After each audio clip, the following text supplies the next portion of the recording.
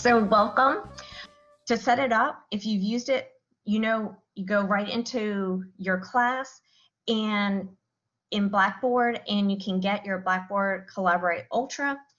You click on course management. Now, to let you know, since I've made the PowerPoint, which was earlier this semester, they actually have links, so you can just hyperlink it, that it's right in your class, so you don't have to go to tools. So there's two different ways to get there, but regardless, you have to create a session. So every session, create a session, and you can even do the repeating session. So just giving you areas where to look. Now you also have an option here that under your course menu, you should have a Blackboard Collaborate Ultra link that your students can access, and you can create your sessions that way. Once you're creating a session, it is really important to make sure the different elements to think about.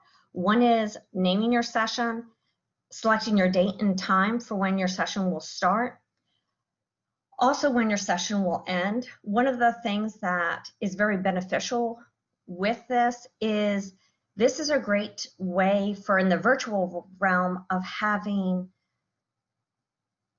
your office hours. So I always stay after class because a lot of my individual students are teachers or administrators, and so they're rushing to get to a class that starts at 6 p.m. So they are able to stay later. I do have some colleagues who teach full-time students, and they meet prior to class. So that's one of those things with that early entry is a great way for you to have like office hours, also for them to come and build community before or after class. Sometimes it's just asking how their day went. It doesn't have to be content related, but it can be used as content. You also can provide a description of the class. I already have that in the syllabus, so I don't add it in this, but I have seen that some people do add a discussion as or ways to help prompt the students so that they will know where the discussion will be going. One of the pieces is that the students are always defaulted as participants, but you can move them. So if you want them to move to the presenter or moderator, which would record and save, the one part is be careful if you move. I did one time the whole class to presenter because they were going to do different presentations, and this was with grad students, of saying don't touch your keyboard, don't touch the mouse or the icon on the screen, or flip through, like someone would flip through the slides, and I was like, you're controlling it for the whole class, and they're like, oh, I didn't know that was showing up for everyone else. So just be careful if you are going to have them move into presenter mode, that you give them some instructions of how social and protocols, norms that you want them to follow. So this is a look at to where the different information is, where you can put it in, having them be as a guest link, they can dial in. So education can be so mobile. If you would be able to have it just a little bit further here, that's where you can have the amount of time that students can come in early. And that's in 15-minute increments. Oh, here it is, that here you can enter a class an hour early. Like if you want your students to get together and them just to work on a project together, they could enter in this format, or you can even create your own session for them. Once you're in the online class, this is one of the parts that's really important. I teach educational leadership, and so a big piece is building relationships. And so when you come into the class, I ask them to activate their audio and camera, but I ask them to keep their mics muted until they're going to speak or be recognized to speak, because otherwise you get feedback.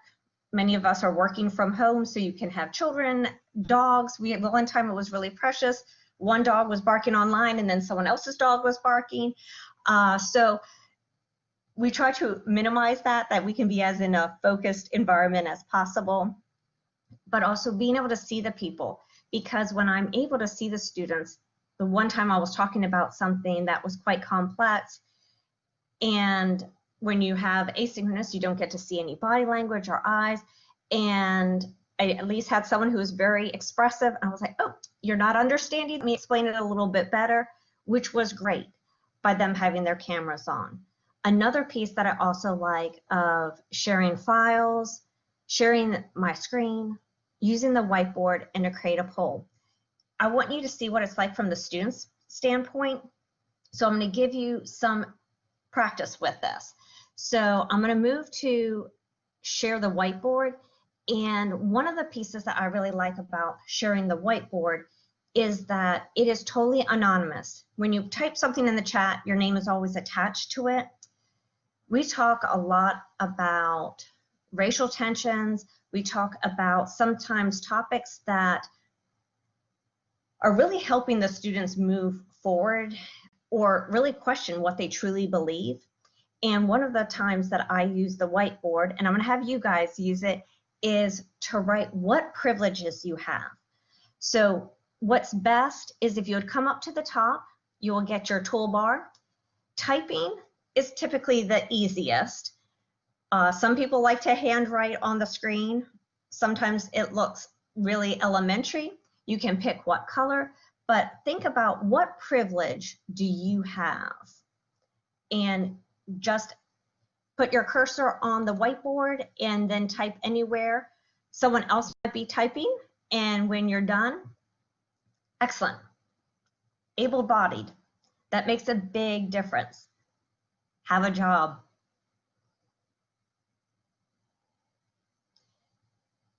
So I did this with a class and we had around 40 students. And even out of doing the 40 students, we still had certain areas that we were going to be discussing in class that weren't brought up. So it was a great way. It also did not isolate anyone that, oh, they did not participate, or for example, these are all the same color, that this is all the same person typing. It gives that anonymity when students need that. And these are great ones of able to pursue your vocation, having a degree, having education sets us apart from so many others in the world. Are able to erase, but this is it's not a specific section. If you erase, and I did have someone who, oops, I misspelled, you know, if you have elementary teachers sometimes, and it erased the whole whiteboard. So we had two different, we made the practice come out more. Someone wrote on the screen. I found it difficult to do that. One of the things I also did was then did a screenshot of this. I always record the class, but it was also good to have that tangible piece for the students. So that was one of the things. Also, this is a good way to maybe test the knowledge of the students. Okay, I was going to ask, but then I was like, no, that's the reason why we did the anonymity of, it is hard, I think, to type on the screen. It's sometimes great. Also, someone just put a check. Someone in the other class, when I actually taught, they kept, I forget how they did it, whether they did checks or X's to say, hey, this one again, and it was good. And it's also something to try out. So once you're done, it disappears, and then we continue on. One of the other pieces with being able to have live share is I like to share my screen. We do a lot of case studies, we do simulations, and as a school leader, they have to make decisions within a quick time frame. You don't have the chance to, what did research say? What does theorists think about this? Instead of having something that's really complex, I picked something that was funny. My 14-year-old actually listened to this and she goes, you're gonna play that whole thing? It's 19 minutes long. No, I'm not playing it. It is like a 10-second segment. And I'm not sure if you are familiar with the comedian Michael Jr., but this is going to be him and sharing just his perspective of how he likes to observe others. So I'm sharing my screen. So you should see up on the screen, Michael Jr. I have it queued to where I want it.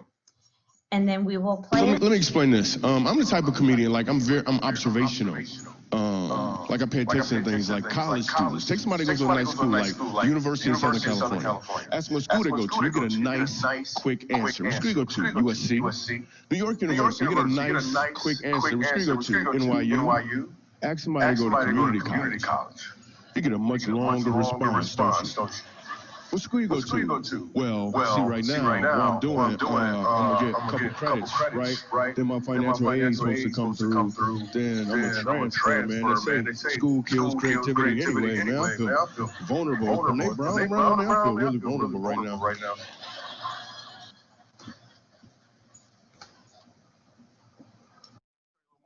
I love being a dad, and So I hope that you enjoyed that little piece of the different perspective of those of you. Of course, they had USC, and I was like, no, he said the wrong university. It's University of South Carolina.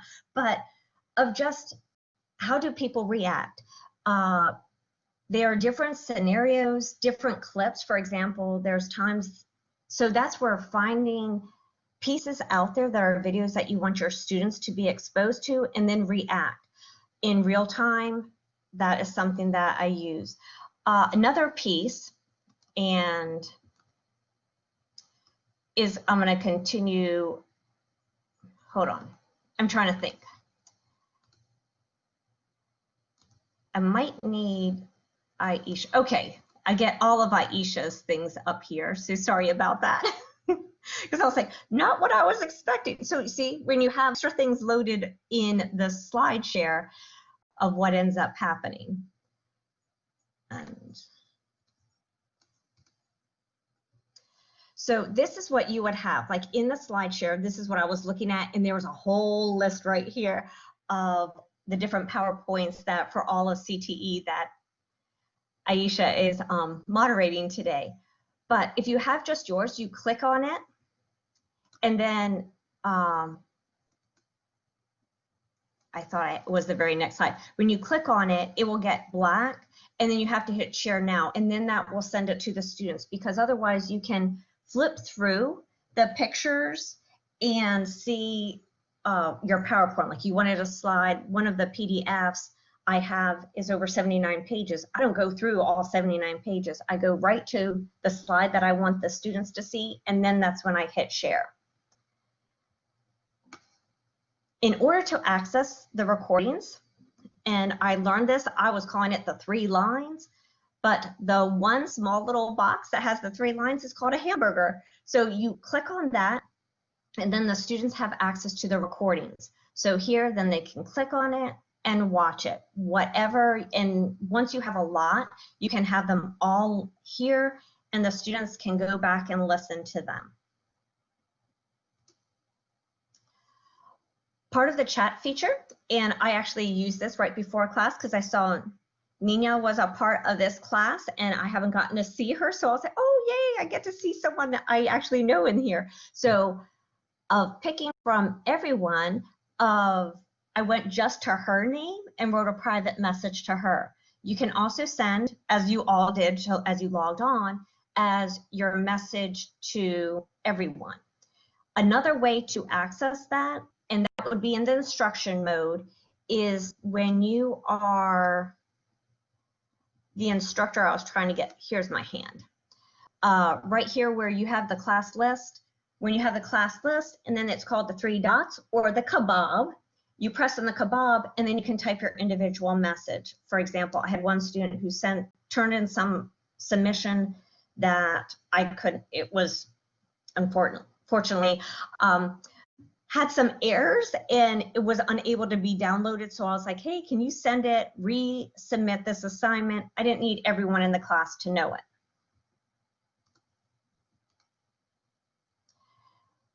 When you are, and this is where I guess I had the part, when you make sure that you have files to share, they have to be in different formats in order for them to be able to be shared. They have to be either a PDF, an JPEG, or a PowerPoint.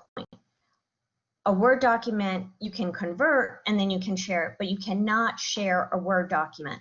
So that's one of those things that if you're having different information, make sure that you have it, that you can share it with your students. So this is what I was talking about earlier. So this is the one that I wanted.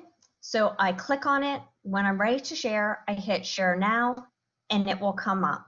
And the interesting thing is the last class I was in with the yellow dig, they had a thing about sharing about their pets. And this is my little hamster, unfortunately, rest in peace, who passed, but was it a Carolina Club? I was like, yes, that's a benign image we could use for this.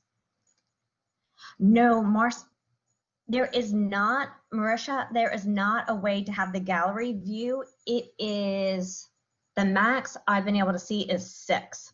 And it is frustrating. The one good really piece about it is that if a student who is talking, it will move their link, that their voice and face will come up so you can actually see them.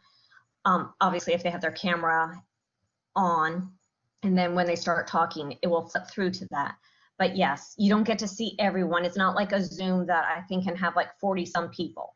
So one of the pieces that we would like Blackboard to rectify. This is the next one that it was PowerPoint. So click on it, pick the slides you want, and then you share it with the class. I also wanted you to see that here, there's also the polling feature. I have used different polling features way back when we had Adobe Connect, and one of the pieces that I liked about it was that it gave you a percentage. It doesn't do that per se, so you have to like either explain it to the students or saying this is how many that have been answered, and I typically have some math nerd in there who wants to go, oh, I'll quickly do the math, or I just ask, is there someone willing to say what the percentages are from this? When you're doing a poll, you have 2 types of questions, multiple choice or yes and no. And the unfortunate thing is you can't save these well in advance. So what I normally do is, yeah, that's the part. You can't load it ahead of time. So I open up a Word document, have it already typed the question that I want, and then I just paste it in. I'll show you, we're going to do one right now, okay? So I am opening the poll feature, and oops, the question I was going to have, I did not type. I did the question I asked at the very beginning. So let me see.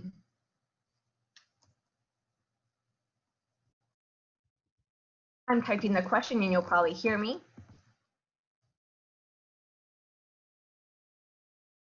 So I had to type in the question. Normally, sorry, bad teaching. What I normally do is I have it all in the Word document and I just paste it in, whether it's a yes or no or a multiple choice. So when you're ready to have it, then I hit start and then it sends the message to you. So since I was thinking something right off the top of my head, just did a really short, concise question. One of the pieces that I like about the poll is that if people aren't responding, like saying, okay, 15, you have to be binary in this. As a school leader, you would have to make a choice. And so it gets the students, I don't get to know who is responding and who's not responding, but it does help. So at least those of you who have responded, you are having a great day. I hope you continue to have a great day. So this is how you see the responses, but I can also hide the responses that you don't see it. But there's not some way to show, as of now to my knowledge, of the percentage that has been put up. And we have discussed many different ethical things.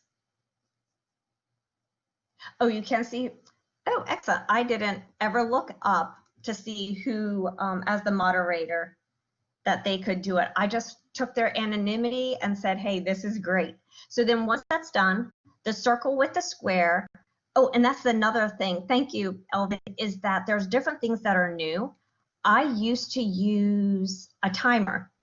And when I was prepping for this, I was like, Aisha, I can't find the timer. And she's like, oh, they're no longer using that. And I think part is due to the capacity that's in Blackboard and how many people are using it, or what functions or features they're using, the tools that either they're adding or tweaking. And so that's one of the ones that many people didn't use.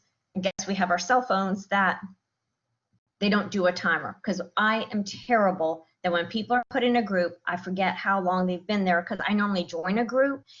And so I like that timer, but now I just use my phone.